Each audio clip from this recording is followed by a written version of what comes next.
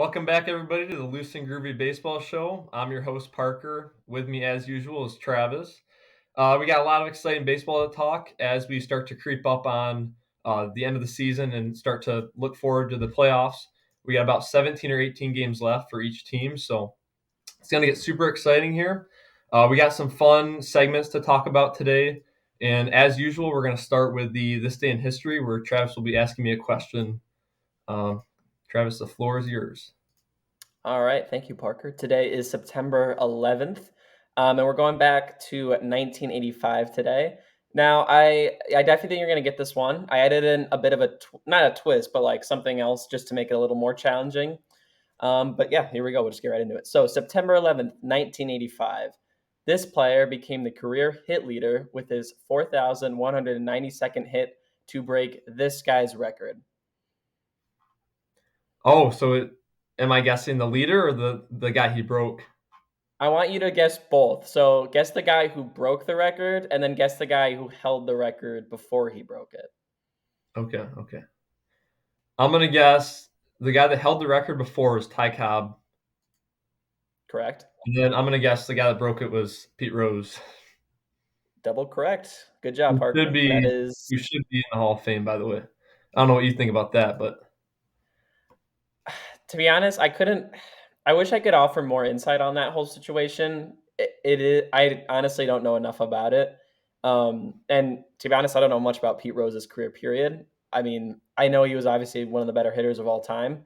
yeah. But that whole era I think is pretty cloudy for me.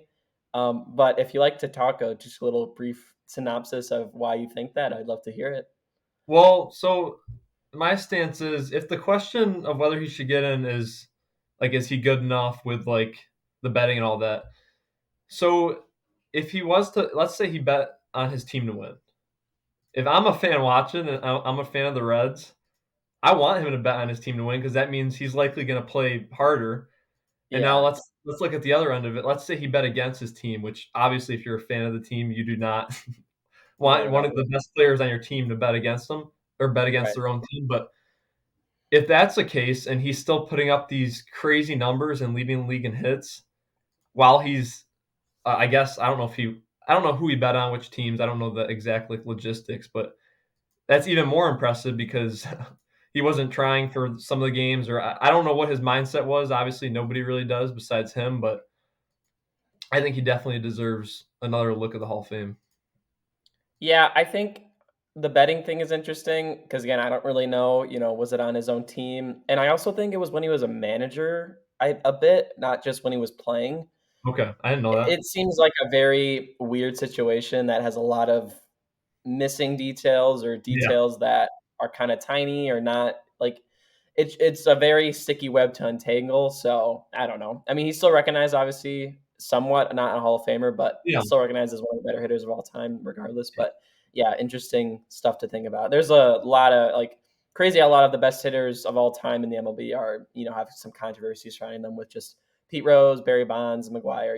The whole yeah, 9 yards. So. definitely. Yeah, but after that, we're going to move into Parker's little trivia. We still need a name for this segment. I think you might need to come up with one for it, but Yeah, I'll come up with something. Not right now, but okay. we'll find Yeah, something yeah, for it.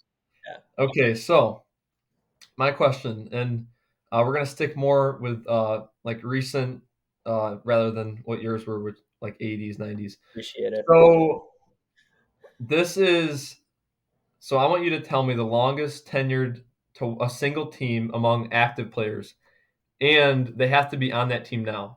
So you can't say like Arenado with the Rockies because he's not in the Rockies anymore. So the longest tenures to a single team, and they're playing on that team right now. If that makes sense. Is this just one guy, or how many do you have a Uh, list? I would like you to give me the top five, but it's not going to be too easy. I'll just tell Okay. you as you go, and you just I'll tell you how you do with them. So. Okay. The first guy that came to mind is Chuck Nasty, Charlie Blackmon over in Colorado. Ooh. Okay, so for the top five, that one I thought that one would be the toughest for you, and you went right to it. So that's kind of impressive. He's Okay. tied for second Oh with wow. 14 seasons. This is his 14th season with the Rockies. So Wow. Okay. your first guess. Okay. So now it's always easiest for me to just go by division. Dodgers, D-backs, Padres. Oh, this is gonna be tough. I'm surprised. I probably shouldn't overthink this that much if he was one of the harder ones, but okay, older guys. Um, so it was 14 seasons and he was second, right? Is what you said? Yeah, so there's a first place, and then the next three are tied for second, and then it continues. Okay. Uh, this guy's either going to be on the bottom half of this list or he's going to be just off it. Is Mike Trout on this with the Angels? Mike Trout is also tied for second with his 14th season. Oh, 14. He's played Yeah, 14 with the Angels. I guess Wow. it's yeah. With all the injuries, it's kind of like you don't realize how many years he's actually played. But he started Right. at a young age, and every year he's played a little bit at least. So Okay. Um, next, I think now I could be wrong. I don't think this guy has moved teams during his career. So I'll go Goldie with the Cardinals. he actually started with the D-backs for a Oh, while. you're right. Yeah, Yeah, you're right. it's kind of Okay. split in half. Okay. Yeah. Um, this There's one like a guaranteed Hall of Famer, like one of the best that you're just kind of glancing over. I think you already mentioned their team. Oh wow. Okay. Um. Oh, okay. Kershaw with the Dodgers. So Kershaw's first was 17, so he's got three more than the next. Okay. So Kershaw, Trout, Charlie, and then there's one other with second, tied in second. One other is tied with second, yeah, with 14. Okay. Other And I'll direct you now to the American League. American League. Okay. Um. Tigers. No, that was Miggy. Royals. No. Sox. No. Wait. No. Guardians.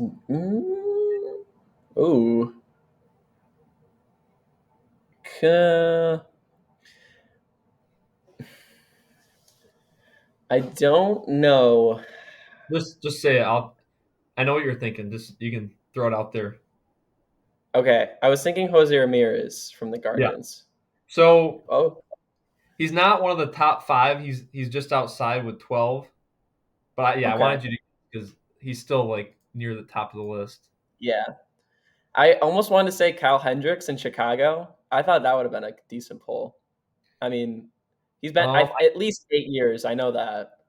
yeah, let me see. I'll keep working through that though. I only got the top eight guys on here on my list, but Okay. he's 11th, so he's right outside the list then too. 11 Okay. seasons. Um. Ooh. No. Yankees. Orioles. Oh. No, I don't think Devers hasn't played long enough, right? No, Yeah. Okay. Um.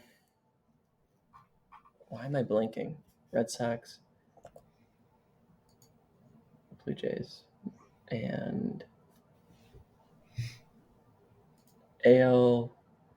Okay, wait. AL West, Angels, Mariners. there's one in the AL West. One in the AL West. Okay. Yes. Oh, Altuve, Houston. Yeah, great Okay. guess. He's the last guy for the tie for seconds with 14. So right now you got Kershaw with 17, and then Blackman, Trout, and Altuve all who have 14 seasons. So now, are we looking for fourth and fifth? I'm just looking. You got the top four Okay. with yeah, three of them are tied for second, but I'm looking for the last of the five. Okay. Um. And I can give you the division if you want. Yeah, I'll take the division again. AL Central. Central. What team am I missing here? I said the Tigers, Royals, Guardians, White Sox. Why am I blanking on the last one? Don't tell me. Twins. Um, it Buxton? Is it? It is not, but Not he's Buxton. definitely up. He's getting up there. Because I know he signed a Okay. contract too long ago. He's got 9. This is his 10th year this year, so he's also kind of outside that those top that I have. Okay, so I've already said the team, and yet I When I still. tell you, it's gonna Oh, no, I got it. It's Salvi on the Royals. yeah. So Salvi's the Yeah. last guy with this is his 13th season, and then I'll just give you the last couple that have played a while for the team. Aaron Nola has also played Okay. 10 seasons with the Phillies, and then Ketel Marte's also played 10 with the Mm. Diamondbacks. Marte is a Yep. guy I don't think anybody. Well, I wouldn't think of as playing that long, to be honest. No, not 100% no. Um, Overall, that was really good. You got the right off the bat. I cannot believe you got Blackman. He's I Immediately, don't know. It's just when you think Rockies, you think Charlie Blackman. I think that's why. Like I don't like. when I was There's not you. when I was getting ready for this, I was already trying to think of ways for me to kind of hint at Charlie Blackman because I assumed he'd be the last one you would guess. So that really caught me by surprise. But Yeah, we'll take it. That was a good one. I like that one. Good yep, stuff.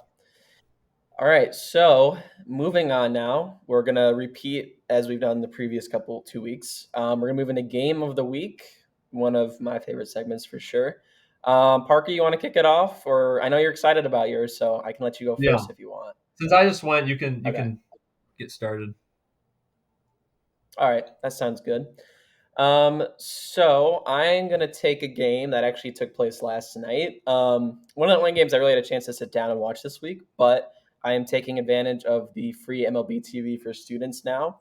Obviously, if you don't know, if you're in college, you can get that for free, which is pretty cool. So I've been enjoying that as much as I can. But we're going out to LA. We're going out west for this game. This was between the Dodgers and the Cubs. This was a Cubs win, 6-3 last night. Um, the biggest kind of, I guess, change in this game was a 5-run inning by the Cubs. That was off of 3 errors for the Dodgers in one inning.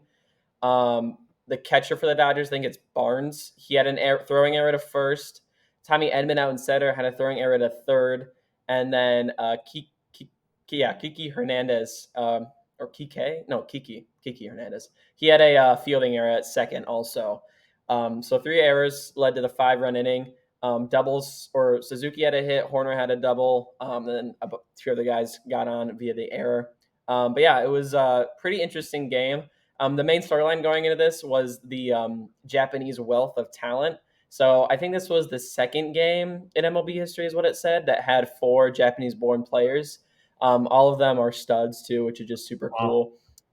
So yeah, this was the matchup tonight was Shota Imanaga versus I don't know how to say his first name, or it's Yoshi Yoshinobu. from yeah, and then Yamamoto is the last name. That's kind of what I just keep calling him. But anyway, it was a pretty hyped up matchup, especially because this was Yamamoto's first game back since being on the IL. And very encouraging stuff from him in his first start. Only went 4 innings, but I think that was a lot more than what they were expecting. Only let up 4 hits, 1 run. He had 8 strikeouts, which is pretty impressive. I got to watch a few of his innings. Electric stuff, just all over the strike zone. Um, Lots of strikeouts, as I said, 8 of them, and the Cubs couldn't really find much off of him.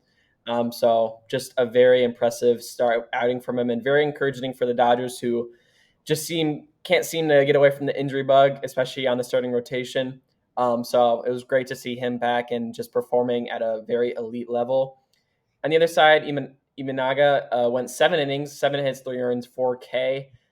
He got hit around a bit, but going 7 innings, only letting up 3, I think you take that for the Cubs, and obviously you would. Going 7 strong is huge, and when your offense can put up runs but just put up 6 runs, that's very important as well. So other things I want to highlight. Tommy Edman went 2 for 4 with 2 home runs. I was talking to Parker about this earlier. His home runs, one of them went 357 to left. The other one was about 380 to center. So a very rare Edman home run game, and nonetheless 2 home run games. So, but I wanted to look into this because I haven't really heard much about him since he was traded from St. Louis. So since he was traded on July 29th, he's slashing 293, 316, 427 for 743 OPS. So he's definitely just been a great utility man for the Dodgers. And for what they gave up, it's pretty amazing, especially when you combine that with the other guy they got in Michael Kopech, who, since being traded, has got a .53 ERA. Opponents are hitting 0.93 against him as an average, and he's got a .53 WHIP as well. So the addition of Tommy Edman and Kopech have been instrumental for the Dodgers. Two huge pieces that are already playing a big role for the team. And for what they gave up two just low A, high A hitting prospects that were in their top 30, but not really big names, along with Miguel Vargas, who was a more higher end prospect, but hasn't been able to make a good transition to the MLB yet. So I think for these guys who have just kind of plugged and play really well, especially Kopech, it's been an impressive trade for them, and I think they'll come up later in one of our segments as well. So yeah, I just wanted to touch on that. And after Tommy Edman's great night, it's been looking great for them. Muncy went 1 for 4. He had a home run. That was his 13th on the year. On the Cubs side, Suzuki went 3 for 5 with a double and an RBI. Horner also went 3 for 4 with a double and an RBI.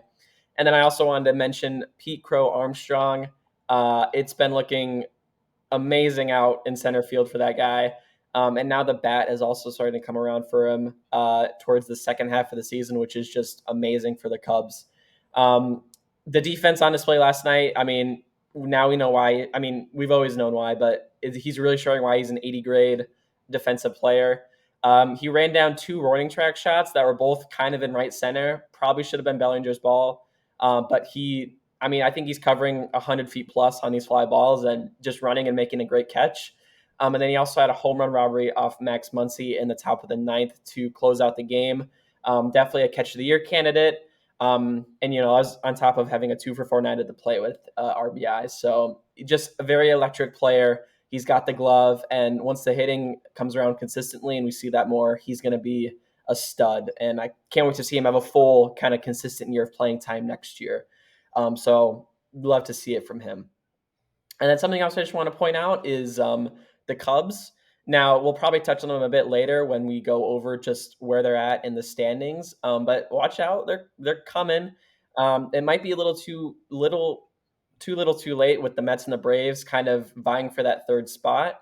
But over the last 30 days, the Cubs offense has been one of the better ones. They are second in runs with 148, sixth in average, batting 257, and then sixth in OPS with a 748. So they're clicking it on when they need to. This is the right time to do it. Like I said, they're still around 4.5 games out, I think, of that last spot. And the Mets are about as red hot of a team as you could be right now, and the Braves are still hanging around in there. So we'll see. I think they could have a chance to make it interesting, but it is going to be really hard. The rest of the schedule is relatively easy. I was talking to Parker about this earlier also. I believe they've got the next series against the Rockies. They have one against the A's, the Reds, and then they also got a tricky one against the Phillies. So we'll see how it plays out. But the Cubs are setting themselves up to be a viable potential contender for that last wild card spot. I think some things have to go their way for that to happen, but nonetheless, I think you have to like what you see from them. So if you have anything to add, I'll give you the floor on that. Yeah, just a couple of guys that you mentioned I want to talk about. So you talked about PCA, Pete Crow-Armstrong. I'm looking at his baseball savant right now. So his hitting in the minors, his hitting was good, but it's obviously always been the speed and the defense that's kind of made him stand out from everybody else. But looking at his baseball reference page, he's got a 2 WAR, and his OPS plus is 91. So that means he's 9% below league average. So the fact that in only 300 at bats, so that is just over 100 games, the fact that he can compile a 2 WAR with below average hitting just goes to show how crazy his defense is. And if you watch like the game that you were talking about, if you watch that, you can tell he's just different than everybody else, especially in center field.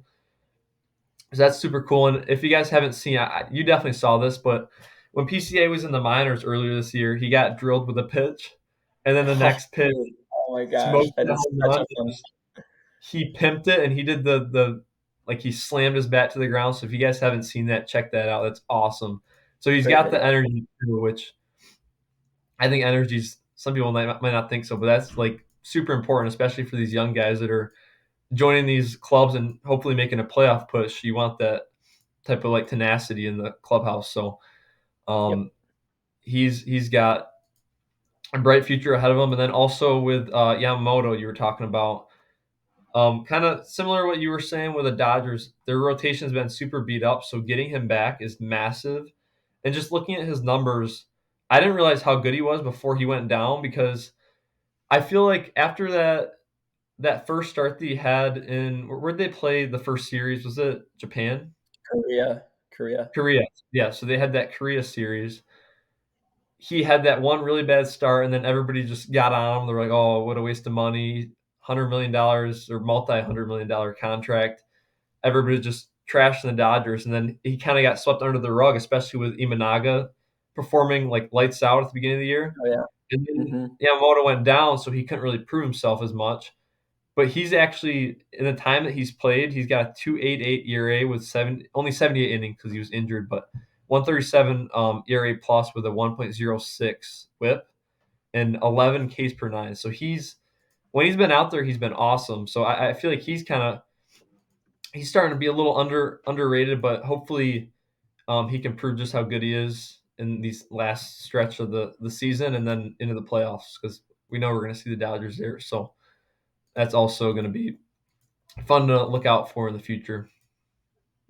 Yeah, and also shout out Shota. He had a really hot start, and he kind of tapered off in the middle of the season. He just was a part of that combined no-no in Chicago the other night, and then a solid start here in LA.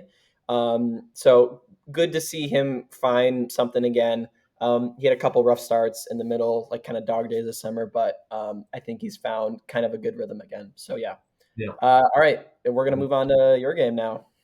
Okay, so no bias here again. I know we talked about the Tigers and the White Sox in the last podcast, but I'm going to pick the Detroit Tigers game last Thursday, so the day after our last episode, when they played the San Diego Padres in San Diego.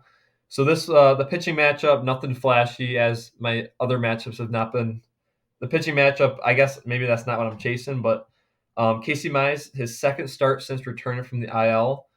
He wasn't horrible. 5.1 innings, 3 earned runs with a walk. Obviously, could be a lot better than that, but he's not. He didn't give the game away in by any means. And then going against him was Martin Perez, who pitched an absolute gem for the Padres. Martin Six, Perez did.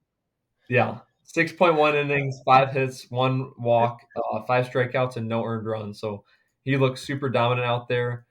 Um, but anyways, to get the scoring started, Profar, who I've talked about in previous episodes, he got it started with a solo shot in the first inning.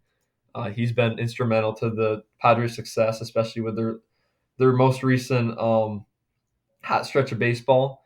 Them and the Diamondbacks fighting it out for the wild card. But anyways, he got it started with a solo shot in the first inning, and then the second inning, Bogarts hit a 2-run shot off Casey Mize. And just to kind of look at Bogarts, he's kind of had a rough year. He got signed for a decent chunk of money by the Padres, and he's I don't know he's 270 average, which is that's a decent average, but his OPS is 689 because he's definitely lacking some power, and his walks just aren't there. So it was good to see him hit a home run. That was only his eighth home run of the year, but has missed some time due to injury, so that also plays a factor with that. But anyways, it was 3-0 after the second inning, and after that, Casey settled in for the next few innings, and Perez didn't need to settle in because he was already cutting through the Tigers Healing. lineup. Yeah. So um, that was all the scoring until the top of the ninth inning. So going into the top of the ninth, it was 3-0. The Tigers were down, and Robert Suarez, the lights out closer for the Padres, came in with a minuscule 1.93 ERA. He's just been lights out this year. Do you remember that stretch that he had where he struck out? I think it was 13 consecutive batters. Oh, is this what's his pitch? The Splinker or something? Is that this guy, or am I thinking of somebody else? He's Well, got I no know the chitter. It's the got chitter. the Pinker. Yeah. Yeah. Yeah, chitter. So, yeah, he Yes, I do throws remember. That's this guy. Okay, good to know. I think it was 13 in a row. If I'm obviously not one Oh, game because he's a relief pitcher, yeah, yeah, yeah.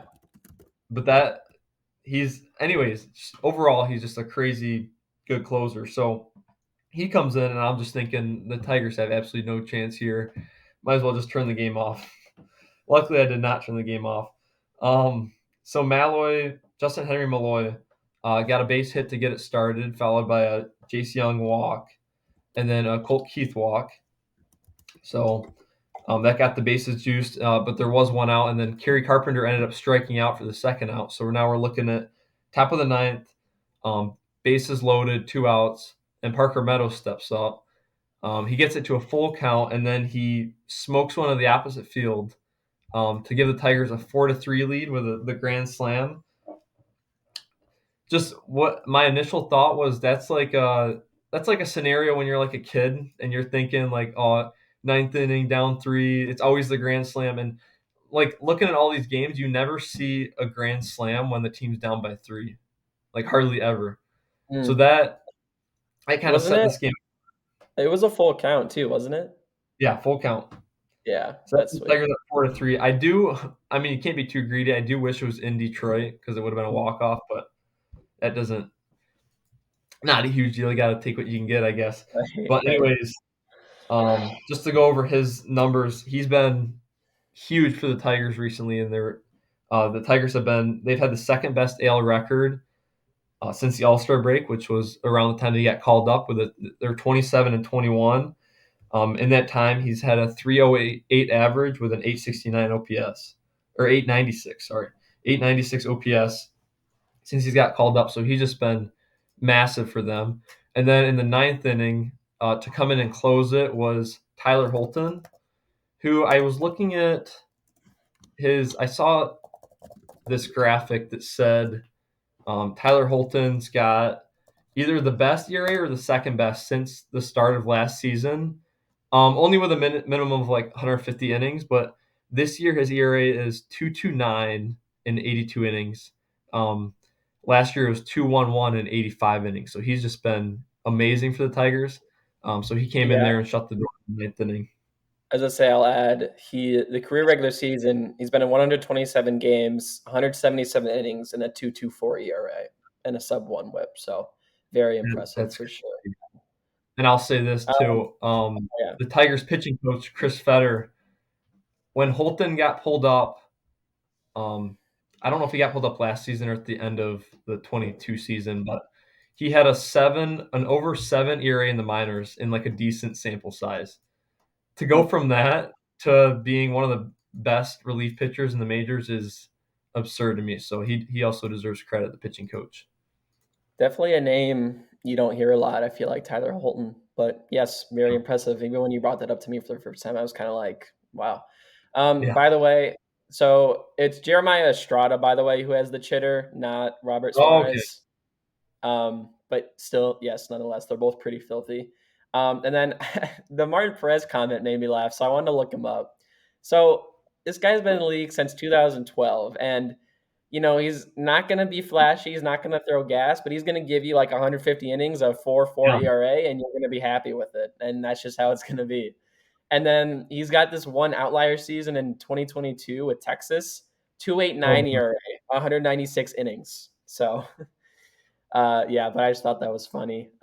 He's got a 4.46 ERA this season, and very on par with his career of a 4.4 ERA average over his entire career. So, yeah, I just want to shout out Martin Perez. Pretty cool. oh yeah. All right, so we've kind of touched on it a bit now with just talking about the Cubs and Tigers kind of teams on the outside looking in, but it's been 2 weeks since we talked about. We kind of did a deep dive into like playoff picture and everything and what that looks like. So now we're gonna just kind of go through it a bit and look at the standings and not really give you any insane kind of like stats or like certain like player In-depth like shout analysis. outs and stuff like that. Yeah. Just pretty low key update on the standings and what it's looking like right now. So I can get us started with the AL, and then Parker can bring it up with the NL. Okay. So yeah, I'm gonna get that pulled up as we speak. But like I said, a lot has changed over the past 2 weeks, for sure. Um, Somebody that I think needs to be mentioned, and I mean Parker already did, is the Tigers. Shout out to the Tigers, man. I remember when they were like I think 5 or 6 games back, and I was telling Parker, hey, you never know, they're there. Yeah. They're definitely turning it up at the right time. So yeah, I'll go over the divisional ones here. Cleveland has definitely made that gap bigger now in the AL Central. They're 3.5 games ahead of the Royals, and the Twins appear to be out of that race. They're 6 games back. So, division for the Twins, probably not likely. And even for the Royals now, I think it's looking bleaker the more we go on. But I mean, I remember last time we talked, the Royals were about to sweep Cleveland in Cleveland. Yeah, And I think they were tied at that point. So, good to see the Guardians kind of getting back on their feet and kind of pulling away again.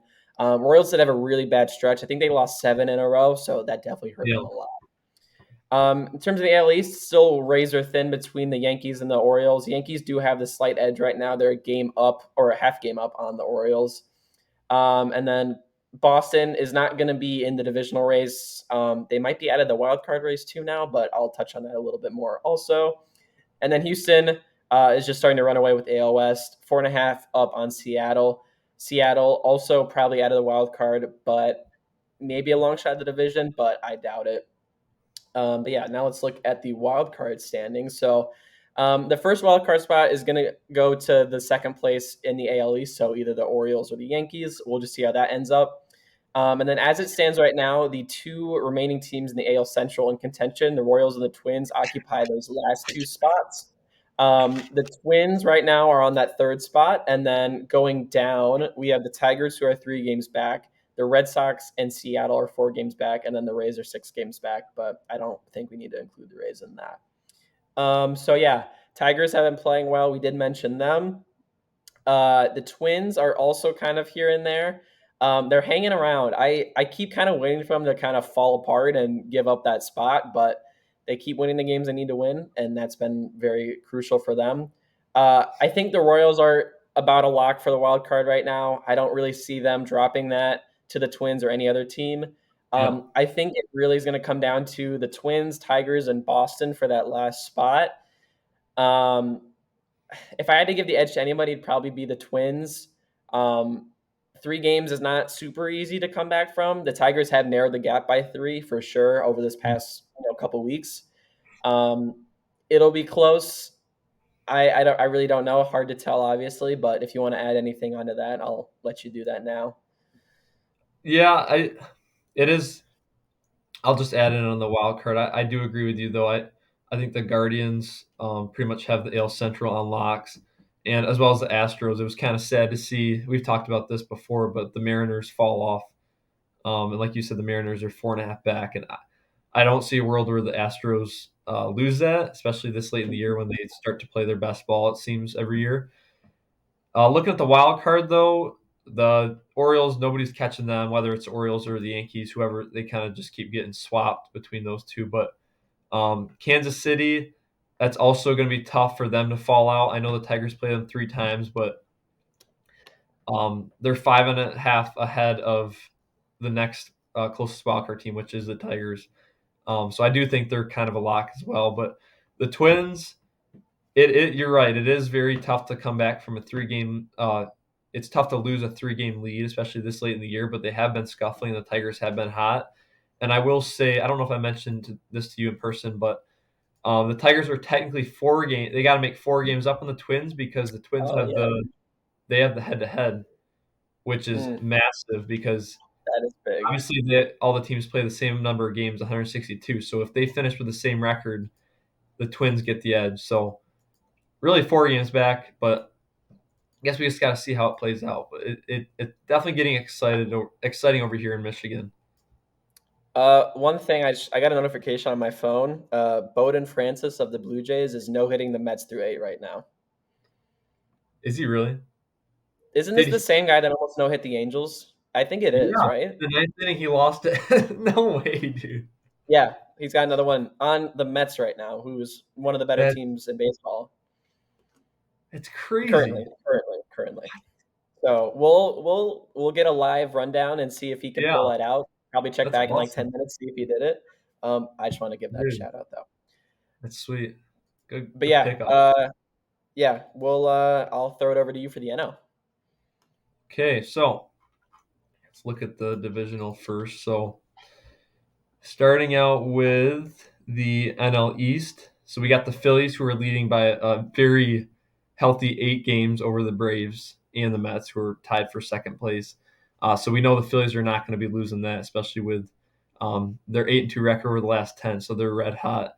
And then I'll talk. I'll kind of wait to talk on this once I get in the wild card. But yeah, like I said, the Braves and the Mets are both 79 and 66. Um, the Mets have been surging.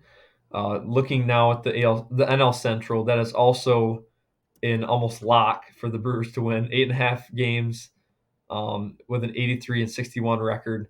It honestly, this year, I think this is one of their best teams out of all their playoff teams. I've never, you can chime in on this while we're at it, but I've never really been high on Milwaukee in the past, but now with how their offense has played, because usually their offense has been the problem, I'm starting to get a little excited about them. I think they can make some noise in the playoffs because they usually are first or second round exits. What do you think? Yeah, I would say I felt the same way about that before. And I was even more worried about them after losing Yelich, obviously. Yeah, Um, I do worry about the playoff experience and kind of that big game moment, especially when you turn to their starting pitching. I The numbers are great, and I will not deny that. With Tobias Myers, Colin Ray, even Savali is delivering some okay starts that here and there. Peralta's still Peralta; he'll be solid.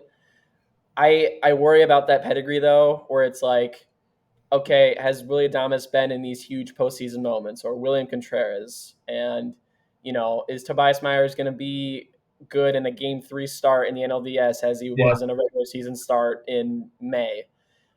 That is the one thing that concerns me. I don't deny the talent. I don't deny the record. I don't deny anything about the team. Um, but when you run into the Dodgers or the Phillies, these really tough postseason teams, I think that's where I get a little bit concerned. But yeah, yeah. yeah, definitely. Just to kind of keep diving into the NL Central, second place the Cubs, 8.5 games back, but they have been playing very good ball in the past month or so, with a 75 and 70 record overall. And then we got the Cardinals, Reds, Pirates, who are way out of it. But I will give some credit to the Reds and the Pirates; they're both 7-3 in their last 10. So just something to look at for next year. Going into the NL West now, we got the Dodgers, who win every year that division. Let's be honest. Besides that one fluky Giants year where the Giants had, I think it was like 103, or was it might Oh have been yeah, more than yeah. Yep. 107 or something insane. But anyways, second place we got the Padres, who are 4.5 games back, and then close behind the Diamondbacks, 5 games back. Those teams have both been playing great ball. They have slowed down a little bit in the past 10 games. Now let's dive into the wild card. So we got the divisional winners as of right now stand with the Phillies, Dodgers, Brewers. I don't see that changing at all. Hmm. Wild card, we got the Padres, who are 2.5 games, 2.5 game lead in the wild card for the first wild card spot, and then we got the Diamondbacks, who have a +2 game lead. And then for that last third spot, this it starts to really get exciting with the Braves and the Mets, who the second to last series they play each other. I don't know what the head to head is. That's also, like I said, with the Tigers and Twins, that's a big factor too. So I But have it. I have it pulled up right now. So everybody mark your calendars for September 24th to the 26th. That'll be one of the bigger series of the year. They did play a 3-game series at the end of July. The Braves won that 2-1. So okay, they currently have the tiebreak, and then they'll play another 3 games here coming up soon. And those will be super important for the race, not only for the record, just permanent, like period, but also yeah, the tiebreak, like Parker is saying. So yeah, you can keep going though. yeah. The Braves have been. You mentioned it to me today. They've been limping to the finish line. It would kind of be sad to me to see them not make the playoffs, but also you want to see healthy, exciting teams in the playoffs, and that's exactly what the Mets have been, especially since the I'll say it, the Grimace era. Um, yeah, so we'll find out what happens between them. But I'd say the only other team that is vying for a spot in the wild card is the Cubs, who have been playing good, but the Braves and the Mets have also been playing good, so it's been hard for them to kind of get any ground. They're 4 games back of those two teams. So They do have a plus 62 run differential, which is very good, and it is higher than the Mets and pretty close to the Braves. So that doesn't get you in the playoffs, but that's just something to look at. Yeah, But I, it's I almost exciting. I almost think it's like it would be funny if like everybody's looking at the Braves and the Mets right here, and they're like kind of going at it, like just these two teams, Yeah. and then all of a sudden we're game 162, and oh my gosh, the Cubs have a game, you win and you're in or something like that. Like that'd be so fun. That would be Um, awesome. I like part of me like I feel like I root for the underdog. So like I want to see the Mets get in. I want to see the Cubs get in. Like I want to see them make these huge late pushes where like nobody really sees it coming and then they sneak in. Yeah. I think you're right though. I don't think it. The Cubs are definitely the only team left that I could see threatening the third spot. Um, I mean, or the Cubs and the Mets, but I kind of just squeezing the Mets and the Braves together right now. But Yeah. yeah, Cubs in terms of the outside teams, they're really the only one that has a chance left. But it'll be so fun to watch these kind of last couple weeks shape out and see what they got. I also want to add Ronaldo exited the game yesterday after the first inning with some shoulder, I think it was stiffness or just some kind of pain. I haven't Yeah. heard any update about that yet. But yeah, that would definitely be a big blow for the rest of the regular season and postseason if they did make it there. But yeah. Yeah. So we're very interested to see how that's going to play out. And we'll give you guys, as we do these weekly episodes, we'll give you like a very quick rundown as we get closer to the playoffs. So now Oh, moving into our well, last one sec. segment. Okay. I just looked it up. Reynaldo Lopez just went on the 15-day IL. And that Inflammation in his means right shoulder. longer. So he'll be out longer than 15 days, probably at Yeah, least and he's gonna a get. month. Sounds like he's getting an MRI soon enough. So yeah, that's definitely Yeah. a brutal kill to them. Another injury for the Braves as well. But yeah, before we do move on to that next second segment, we're gonna take a quick break, but then I'll let you get back to it. All right. Yeah. Hey, welcome back. So now to get into this last segment, we've got 4 questions that we've come up with that have some kind of interesting answers. We're not going to dive too much into each of these, but we will give you some of like the stats and some of the analysis on each of them. But to get started, the first question is, and you can get us started with this, Trav. Who is having a more historic season, Aaron Judge or Shohei Ohtani? Okay, so I think actually too before we get into it, obviously we're not denying how good either of these seasons are. I think the question just forces us to pick one, and so you have to discredit one over the other. Yeah, But bottom line, these are obviously two historic seasons. We're just forcing ourselves to pick one. Both are very good. Both are excellent players, generational talents, etc. Anyway, that out of the way. For me, it's going to be Aaron Judge. So I don't think I need to read off the stats. Like I think everybody knows at this point what this guy is doing. Another worldly hitter. I don't think there's anybody on the same pedestal as Aaron Judge when it comes to hitting in this league right now. He has cooled off a bit when after that super hot streak of home runs he had. He was on pace for 62. I think he's on pace for like 58 or something now. Um, but regardless, he's above a 1-1 OPS, 51 home runs right now. I think just insane stats, and we all know that obviously. And then for Otani, so I was talking to you about this the other day. Like, okay, why are guys stealing bases so much more now? Like, what are the rule changes? So yeah, I did a little bit of research into that. okay, So I think we both kind of knew it. I just didn't really know why the new rules are like making that a thing. So the limited pickoffs is the new rule. I think you have two throws over to first to like try and yeah, get them out, and then you don't have any more disengagements after that. So I was doing some research and like when like Ricky Henderson was on first, like the pitchers would throw over like constantly, like always keeping him there. Like they're not mhm, letting him get a big lead or anything.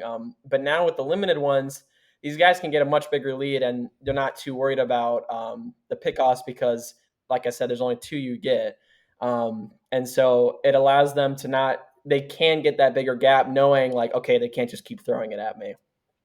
Um, The other thing is the pitch clock.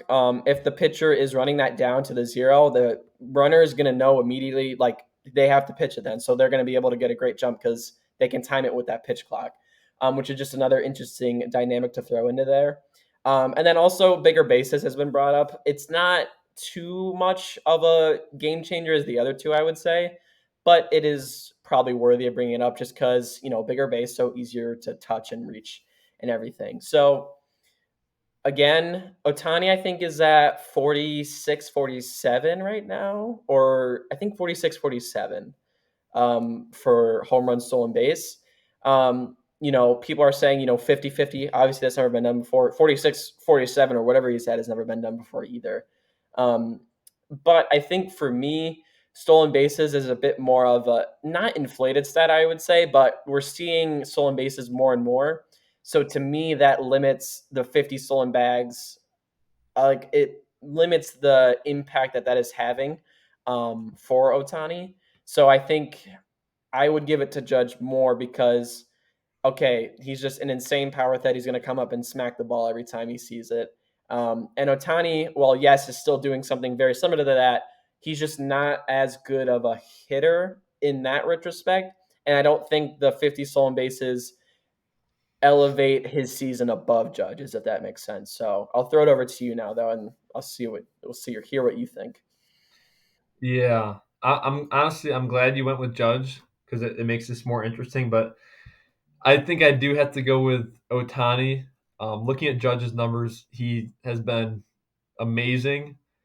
But based off the question, just terms on historic, and I understand the rules have favored this heavily, but as of right now, he's the first to go 45-45, so 45 home runs, 45 stolen bases, and he's on pace for I believe like a 52-52 or 52-53 with home runs and stolen bases.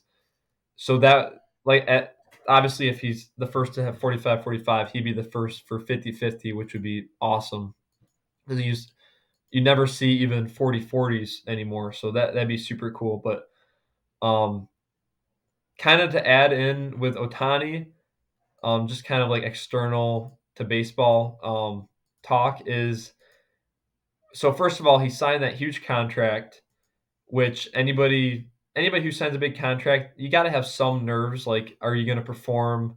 You got all this riding on you, especially going to Los Angeles where they take baseball super seriously, maybe more serious than any other fan base. But for him to take that 700 mil contract with all that money deferred, all these details, and then to come out and perform just as good, if not better, than you anticipated, well worth the money, obviously, as of now. And also with the gambling scandal with is it Epi? Hmm. Yeah, I his forgot his name, but I translator. forgot about that whole situation. So his translator um, got involved in a gambling scandal with I think a legal sports book or something, and Otani was like thrown under the bus a couple times, and then the stories changed constantly, and then you look at any of the Instagram MLB like posts, all the comments are like bashing Otani, all this, all that, and he I doubt he listened to much of it, but it's hard to kind of zone out from everything.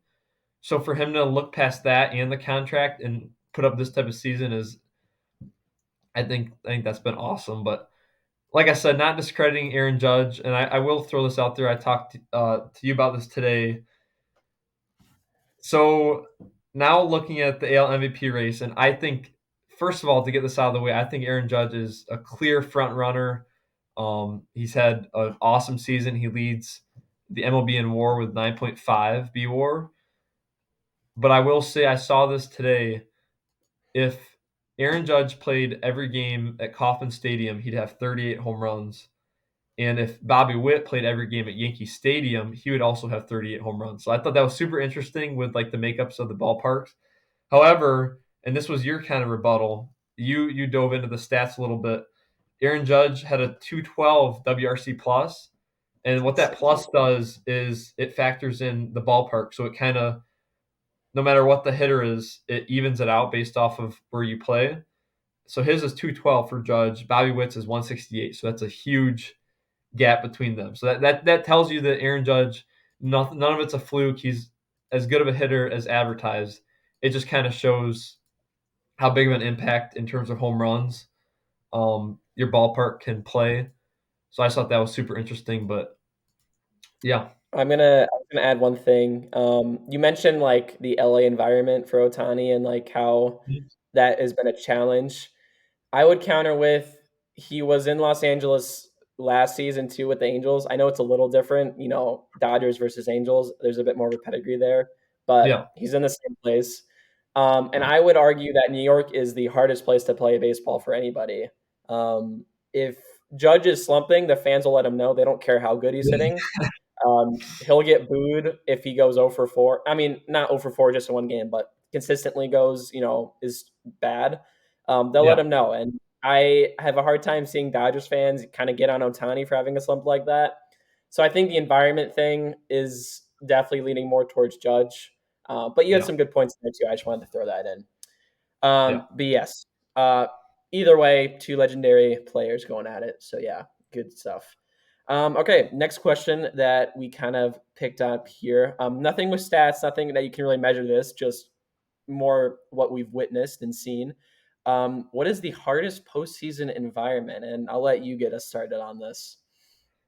Okay, so like you said, there's no stats for this. I'm not going to look into the decibels and like how loud each stadium was, but just judging off of my past experience of watching the playoffs and just kind of clips I've seen online of like awesome like playoff moments or compilations or whatever.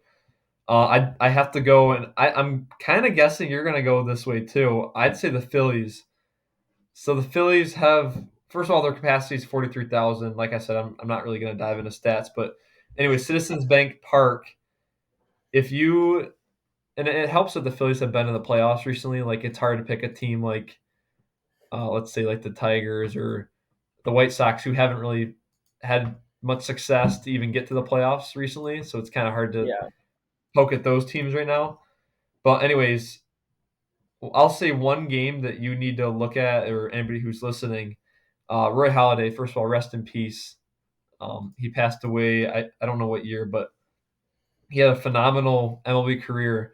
He threw a no hitter in Game One of the 2010 NLDS. If you watch any replays of that game, it is absurd just how loud that stadium got, especially for that last out. So yeah. that was awesome. But time and time again they have these moments and their fans show out. So um maybe I'll wait for the honorable mentions until after you give your stadium.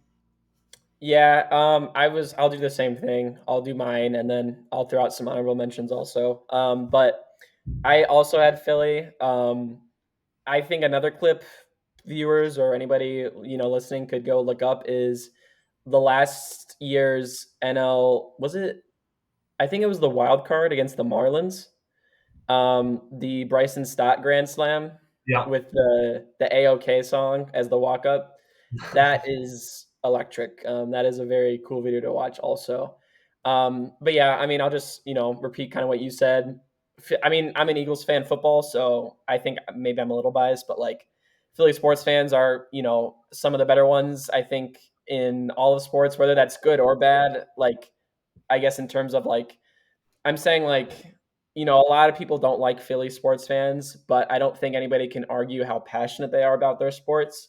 Yeah. Um, the bank is awesome. Lincoln Financial Field is awesome. They get into it as like their blood, it is their life. And postseason baseball in Philly, as we've seen the past couple of years, is just nothing short of spectacular. So yeah, I won't go too much more into that. I think that's pretty straightforward. And especially, guys like Bryce Harper, Schwarber, Castellanos, they feed off of this, which is just so cool to see. So yeah, a few I wanted to bring up. I wrote down Houston. I love watching a Houston postseason Mhm. game. I think the fans get crazy there. They're sweet. And again, that's kind of a team that also feeds off that energy really well. I put New York also, the Yankees. I was thinking more towards this season. I think just because they're one of the better teams again, like top. Like last year, they were barely above 500. So seeing them again at the top of the league this year, I think they're going to have a lot of energy riding into those home playoff games. And then kind of like a sleeper one. I didn't. They're not probably not going to be in the postseason this year, but I wrote down Boston. Boston fans are awesome. I just think they bring a lot of good energy, lots of very memorable playoff moments in Boston and Fenway Park, and I don't think that's just coincidence. So yeah, those are just kind of some other ones I thought of when I answered this question, but I'll let you get into some too. Yeah, I just have two. So I might be purely basing this off one moment, but that moment was so electric, it deserved to have some type of mention. Rogers Center, the Bautista, That's a good one. I like that one. Yeah. that was awesome. I'm sure you guys have seen it. If not, check it out. But another one is Oracle Park for the Giants. Mm, And just going back to their 2010, 2012, and 2014 championships, they know how to bring the energy in San Francisco. So nice. Yeah. Okay. Cool. Well, yeah. Let us know, obviously, if you guys have any that you're thinking of in the comments, whether that be on YouTube or Spotify or whatever. Just let us know. We'd love to hear what you guys think, also. And that's could be for any of these questions, anything we've talked about today. Obviously, just yeah, leave them down below as always.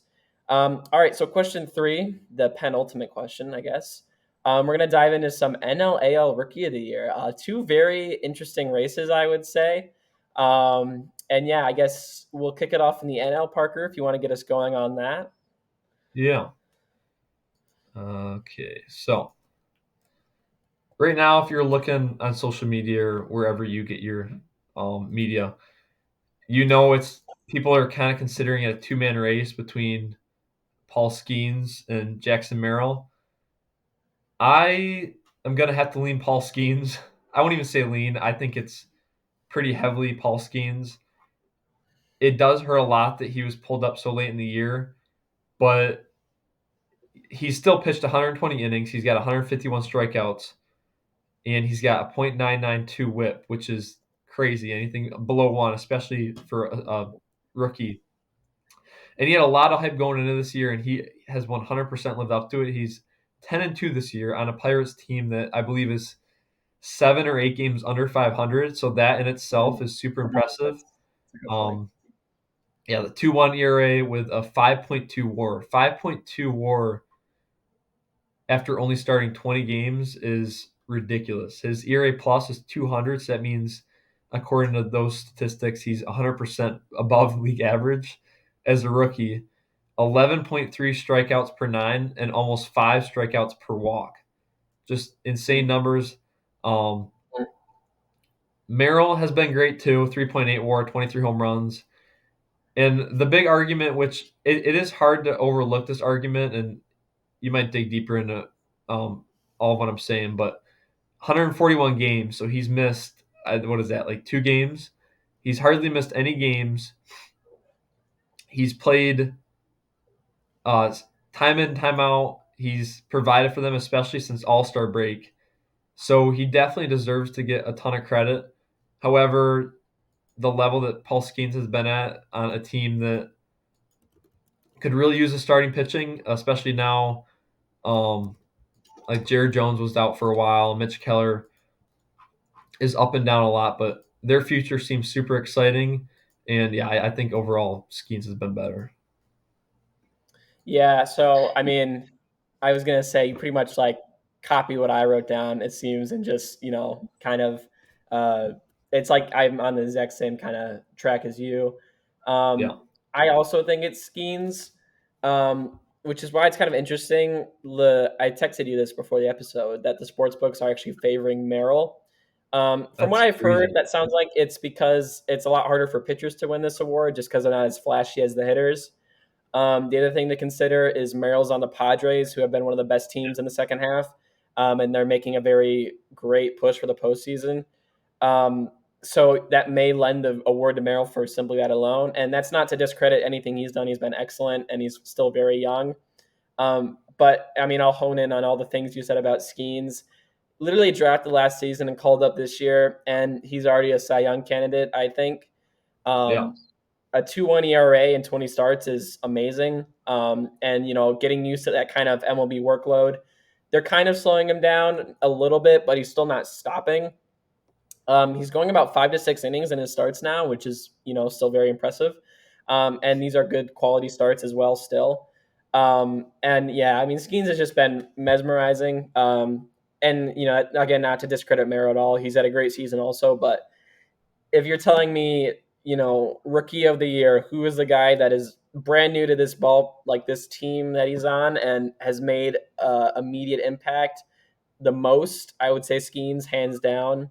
Yeah, Merrill, you could argue, has made just as much of an impact, but I think Skeens has given life to a Pirates rotation in a team that is just kind of sitting there right now, which is kind of tough. yeah, Um, who knows? The voters might give it to Merrill, like I said, for the Padres things and how much he's been a part of that too.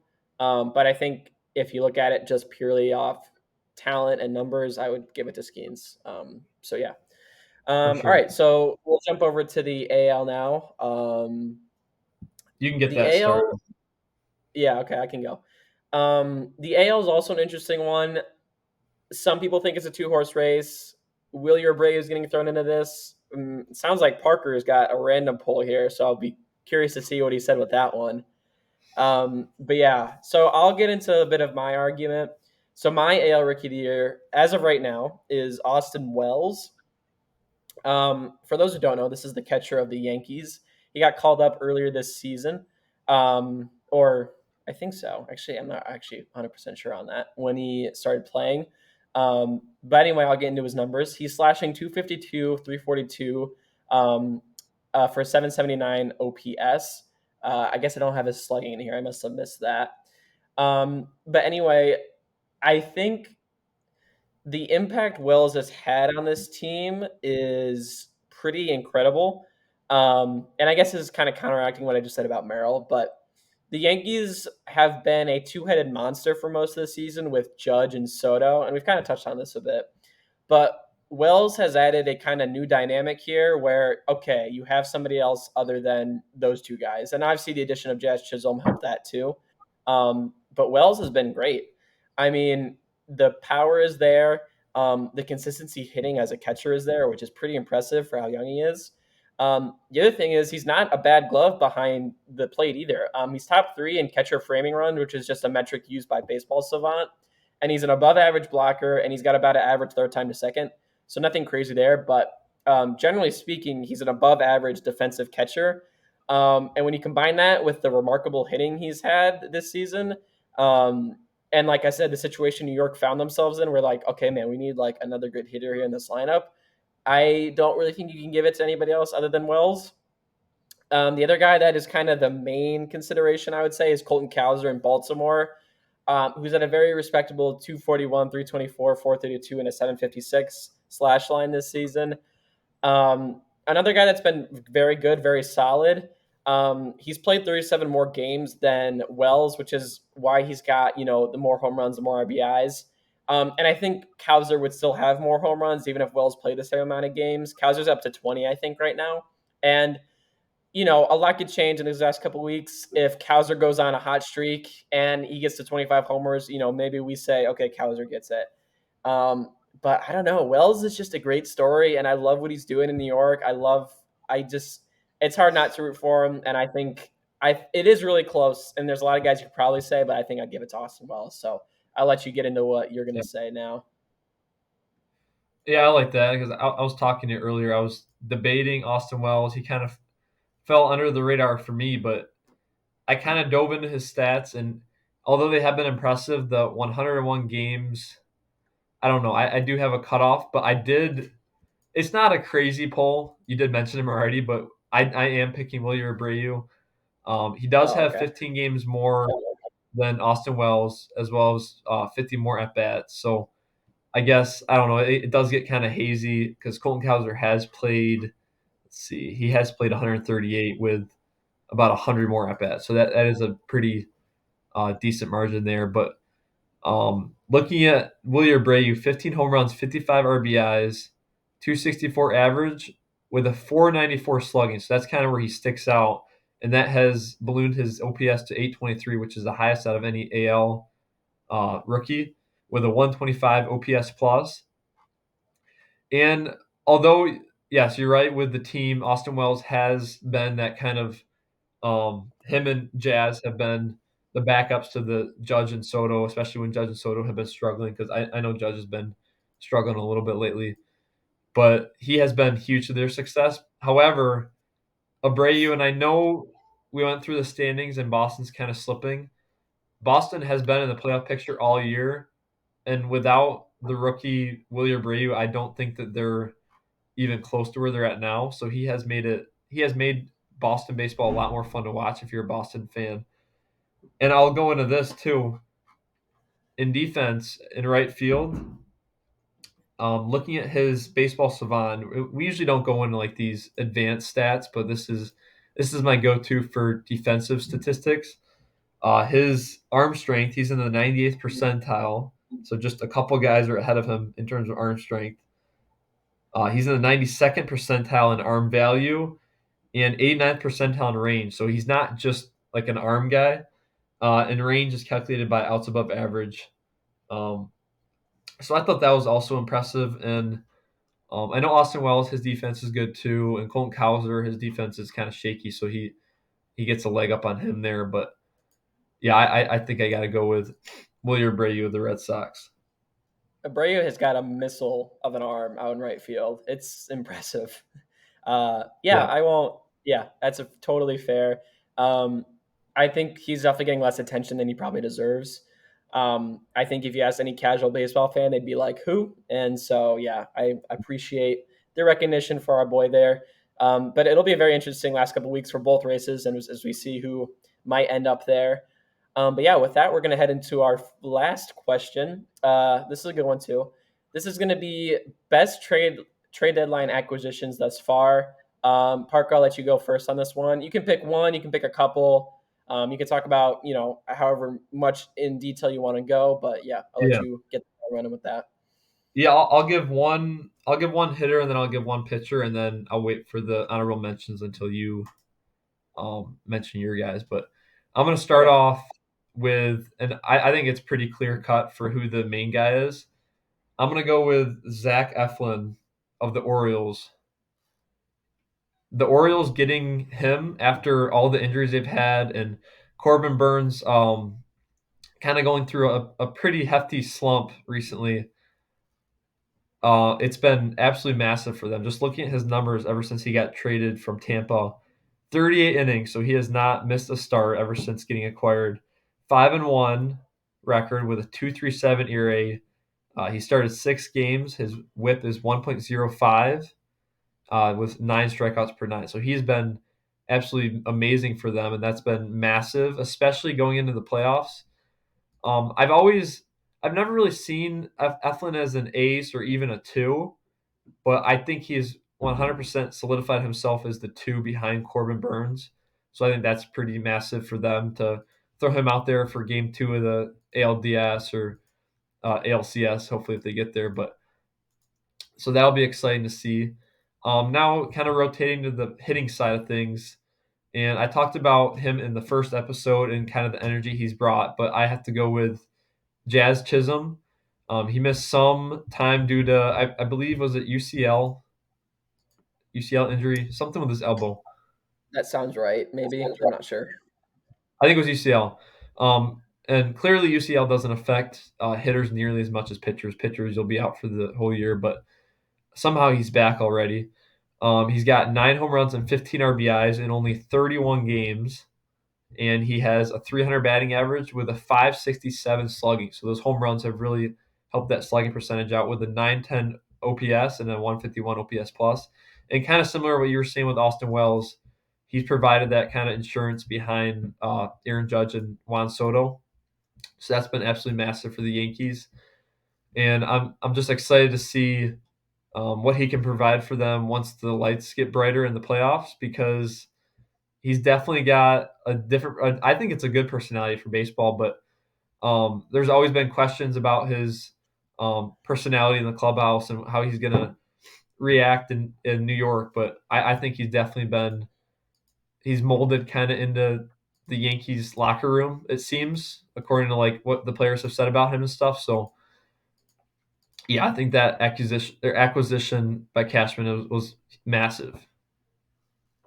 Yeah, that was one of mine. I have some other ones I'll list off, but we've talked about it before, like that persona and how he would fit. But I think it's been perfect and just provided another kind of electricity and like a jolt to that offense. So yeah, definitely a good trade there. So for mine, I'll start off with my pitcher one. I'm gonna go. I still actually don't even really like the trade that much for the Astros, but I just love like the aftermath of it. I'm gonna go Yusei Kikuchi from uh what where was he? Toronto to Houston. Yeah, Um I just love the story behind this of like all of the hate Houston got for this pick, and what they gave up, and oh, it was too much, and this is the wrong guy to go after. But he's been great, and like he's now on, I would say, one of the better, postseason staffs that you have leading into this kind of thing. And I'm excited to watch him pitch a game in the postseason. I think he'll be on that rotation. But I just want to say, like, so, one of the reasons why nobody liked this trade is he had a 4.75 ERA with Toronto. And maybe I think the pitching coaches there have kind of helped him maybe adjust some things. They found something different. They saw something they liked that Toronto wasn't doing. But since becoming an Astro, he's got a 3.07 ERA, which is very impressive. That's almost a point and a half, or a point and three quarters lower than what it was in Toronto. And like I said, maybe it's not the best one, and they still gave up a lot for this guy. But I love the story. I love how all the media, everybody you heard was saying how terrible this trade was. And Kikuchi was just like, he showed up and he balled out. And I just think that's awesome. So I was happy for him, excited to see that. And I liked, I just think it was a cool way how it turned out. And then the second one, I already talked about it earlier, but this is the Dodgers end of the three-way deal between the Cardinals and the White Sox and themselves, with the Dodgers yeah, acquiring Kopech and Edman. So it's like a hitter and a pitcher one, but I just want to bring it up. I've already gave you the numbers for Edman and Kopech since going to LA. yeah. They've really flipped the switch with Kopech, man. I mean, he was awful in Chicago. Like, just being brutally honest, he was not good. And now he's become one of the best relievers and closers in the league in LA, which is just crazy to see. Very sad also for White Sox fans, including myself, but that's what it is. Um, 0.53 ERA, he's pretty much untouchable right now. He's touching 100 on that fastball, just looking great. And then Edman just adds a lot of depth to that lineup and a utility man that you can kind of plug and play in a lot of different places. He'll hopefully hit for average. You won't always have that power, but he's been solid. And for what they gave up, I think it's been a great deal. And then, I mean, the honorable mention I was thinking of in my head, I know I'm gonna guess is the one or one of the ones you're thinking of too. So I'll say it, but I'll let you touch on it. I Yeah, think because I think I'll give it to you. But yeah. the uh, the Marlins deal to acquire Connor Norby and Kyle Stowers is definitely, I think, up there for me. I'm guessing you had that one too, maybe. I was looking more at like teams that are making a playoff push. However, Okay. that is a massive return. Yeah. Um, yeah, yeah. Like, what? Okay, I keep forgetting. Trevor Rogers, right? Is that? I'm not Yeah, crazy. That's the guy's. Okay, yeah. I remember when I saw that trade as a White Sox fan with Fetty on the market. I was like, oh, come on, man. And the Kikuchi deal, they were both very frustrating. For the Fetty and how the Fetty deal ended up working out, but yeah, that's looking great. Norby just had a 2 home run game. He's been mashing the ball in Miami. You hope to see Cal Stowers, pick it up too. I think he's a little slower out the gates, but Marlins, they had a great deadline and they've got a lot of high end guys in the minors, like AAA dudes. So watch for a big turnaround from them next year. They got a lot of young talent. It's fun baseball in Miami right now. So yeah, I just wanted to shout them out over there. They're definitely doing something right. But yeah, I'll throw it back over to you for some honorable mentions. yeah. So, just kind of, I was looking up Connor Norby's stats. He has been awesome with Miami, like you said. 20 games, 80 at bats, 6 home runs, 13 ribbies, with a 312 average and a 990 OPS. So Holy cow, extremely that's painful to see as an O's fan, but they did have a big log jam in the prospect system. So I guess if any of the teams are going to give up a prospect like that for pretty much a bag of chips, it's not, they can probably afford it the most. And then looking at Trevor Rogers, so he did get sent down. I'm not sure if he's back up. But he did have a 7.11 ERA in 19 innings with a 1.84 WHIP for the Jeez, Orioles. So that that's that was cool. very rough for them. A few other honorable mentions that I had: Jack Flaherty, kind of like the Michael Kopech situation. Mm. That's been painful to see. He's got, let's see, his ERA with the Dodgers is 2.61 in 41 innings, 5-1. So he's just thriving. I'm happy to see him doing good, although it does pain me a little bit. Going now to Michael Lorenzen, he's been massive for the Royals.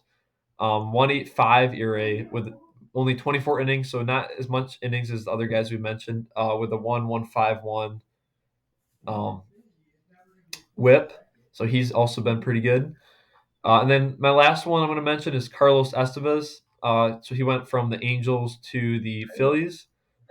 He was good with the Angels with 2.38 ERA, 34 innings, and then once he got traded to Philly, he turned it up another notch, which I didn't know was possible. He had 2.16 ERA in almost 17 innings, so he's also been awesome.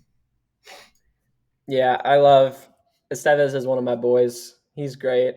Yeah, I'll be happy to watch him in the postseason and not rot away on the Angels anymore. So that's sweet. And then yeah, the Lorenzen one obviously very good too. Yeah, you had a lot of good ones.